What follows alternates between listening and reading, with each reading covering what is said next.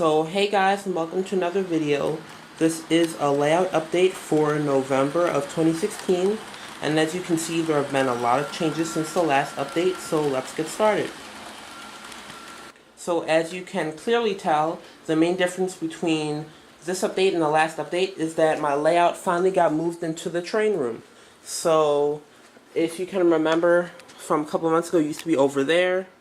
Now it is in its own space, and I finally have my own room where I can build my layout.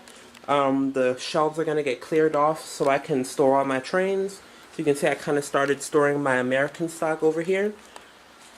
And it's just really awesome that I have my own space where I can build my layout. And right now I'm in the rough testing phase.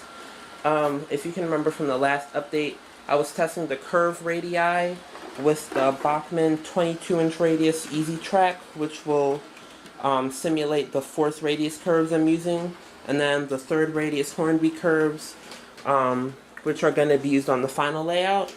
So I'm just testing those, make sure everything fits. Coming along over here, I'm testing the sidings to make sure that they fit. So currently the plan is to have two Hornby double lengths of straight track, and then a 90-degree third radius curve that'll get it over here, and then I'll have an express point that'll connect the yards to the main line, and then another express set of crossovers to get into the third radius curve. And just because I was testing and I'm using the Bachmann Easy Track for this phase, I decided to have some fun and run my American trains, particularly my Acela Express, which is still my favorite, which doesn't get to run a lot. So I decided to give it a run, and also my CSX GP38 over there. They're getting a spin on this layout before it gets taken over by the UK trains. And as you can see, my temporary source of power is the Bachmann Easy Track controller for the Thomas & Friends range. That's why it's blue and yellow. And then a very temporary solution to wiring, including me having to step over the wires and not trip over them. For the permanent layout, I might have it plugged in here and then run along the carpet and up the leg of the table. And then to cover it up on the carpet, I might use like a wire cover or tape or something. Not too sure. So yeah, that's what's going on with my Acela Express on my English layout. To give you guys a visual of what the final layout will look like, here is the plan from the last update that I made on AnyRail. However, I switched from AnyRail a couple days ago because it's a good software. However, it has an annoying limitation of only 50 pieces of track for the free trial. And so I didn't want to pay $40 or $50 for something that I wouldn't see myself using in the future.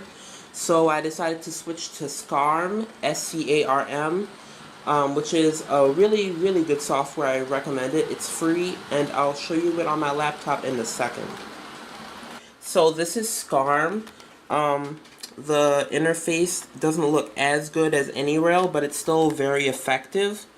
As you can see, this is the whole layout with all of the pieces of track, including all of the sidings and all of the yards in here, and it's just more inclusive. It has a lot of different track libraries. So right now I'm deciding on using Pico Code 100 track and a mix of my existing Hornby track to save money so I don't have to buy everything all over again.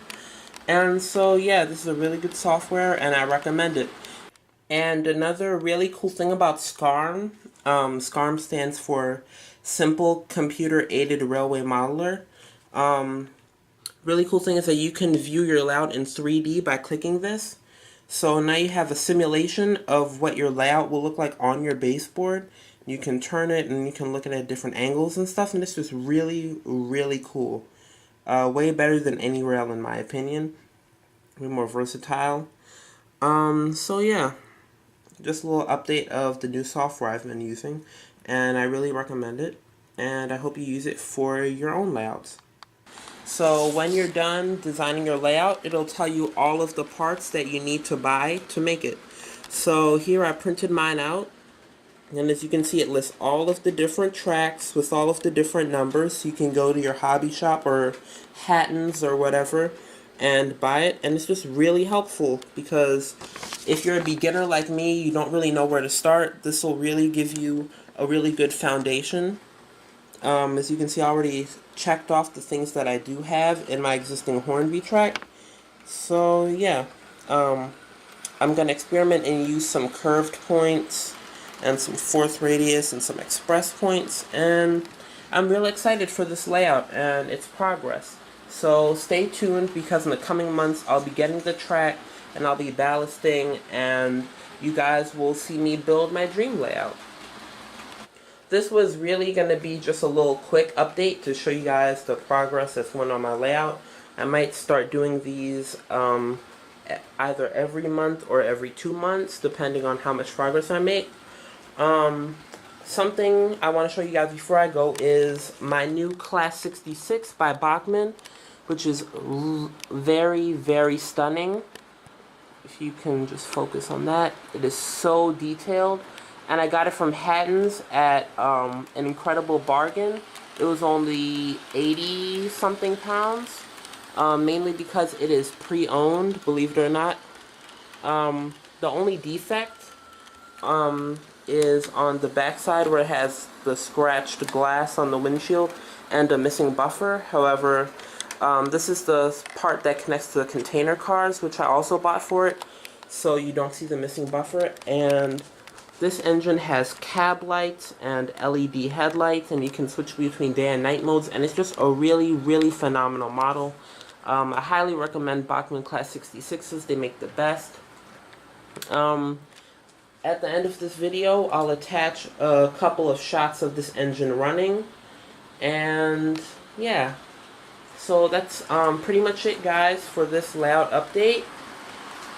Thanks for watching, and thanks for your support for all of my subscribers and viewers, and I will see you in the next video.